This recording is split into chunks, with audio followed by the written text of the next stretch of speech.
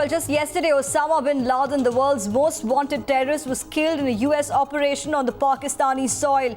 But 24 hours later, questions are being raised across the globe over Pakistan's role in aiding Osama bin Laden and providing him a safe harbor.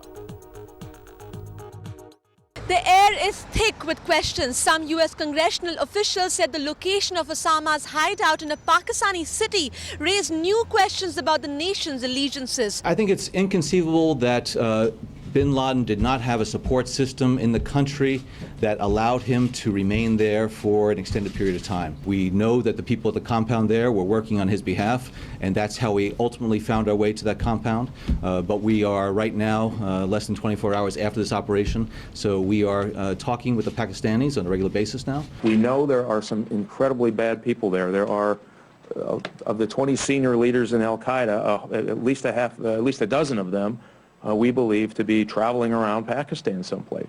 So it is incredibly important for us that we maintain a relationship so that we can pursue those targets that we know are posing a threat to the United States. And so that's a balance, and we'll have to work through it. The keeping a diplomat for 42 days, all of those things, there's been some speculation in the past about release of information to bad guys through their ISI. All of those things remain a tension for the United States and Pakistan. We hope that we can work our way through it.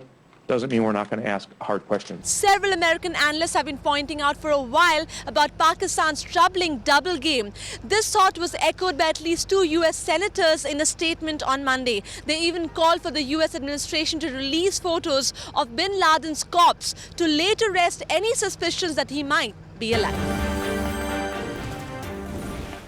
A lot of reaction coming out of Pakistani officials. They're walking a very difficult path right now, aren't they?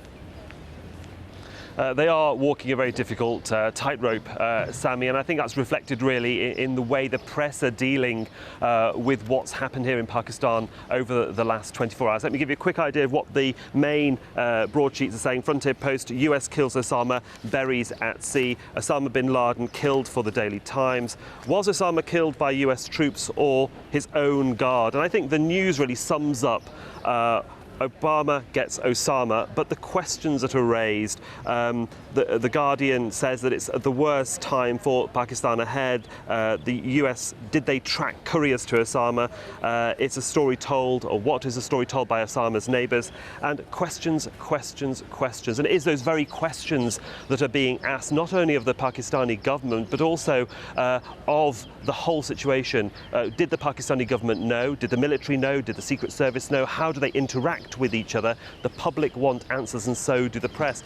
But the other side of this is that the Pakistanis themselves also have to answer questions about their relationship with the United States. And of course on Al Jazeera for the past 36 hours we've been discussing those issues, and of course they will come to a head later in the day when officials from Afghanistan, Pakistan and the United States meet here in the capital. Mark Grossman, the special representative of the United States, speaking with the Deputy Afghan Foreign Minister Jawed Ludin and Hina Rabbani Kar, who's the State Minister for Foreign Affairs. And of course that will be a very intense meeting, one that was already planned and scheduled anyway, regardless of what had happened 24 hours ago, but of course will have extra significance in the light of events and the death of Osama bin Laden.